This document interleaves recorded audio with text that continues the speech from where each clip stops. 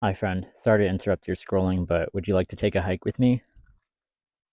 You are currently standing on the edge of self discovery and also standing at the edge of a brand new timeline, a brand new reality, and a plethora of new life opportunities. And this is exactly why you have to let go now. You need to let go of people, situations, patterns, limiting belief systems that no longer serve you because you will not thrive in this new timeline with these old limiting energies. You have to make space for the new to come in. You are a lot closer to these new things entering your life than you think. And the closer you get, the harder the path is going to be. The closer and closer you get to manifesting this new timeline and this new reality, the more these old fears and limiting belief systems are going to bubble up to the surface because your ego knows that this is kind of the last ditch effort to keep you trapped in these old mindsets and cycles. So if things start feeling harder and like more dramatic and like there's all these big tower moments and blowouts, that means you are so close. So just keep going. And that is your sign to let go. Figure out where you're still white knuckling onto old belief systems. What addictions and toxic behaviors are you still indulging in that don't serve you anymore?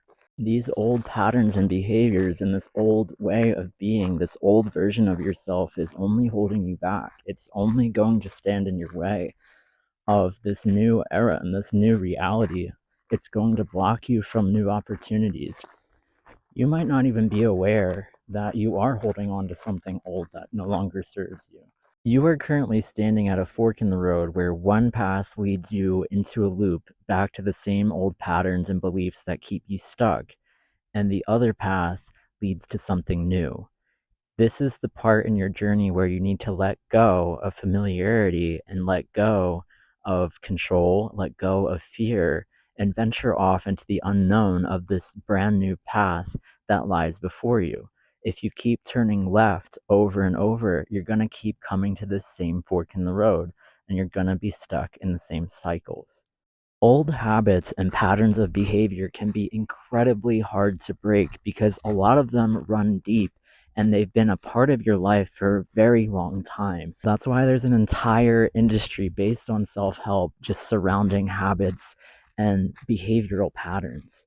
Everything in you is going to try to force you down that old path of familiarity, and force you back into that loop because your ego knows what to expect and there's absolutely no unknowns on that path because you've walked it so many times. You have to have the courage to break free and try something different. And it is going to be scary and it might be isolating and really hard, especially if you're being called to let go of connections, let go of relationships, let go of jobs, friend groups. It can be a very isolating journey. However, that new path is going to intersect with other trails of other people that are on this similar journey to you, and you won't be alone forever. Everything and every season is incredibly temporary.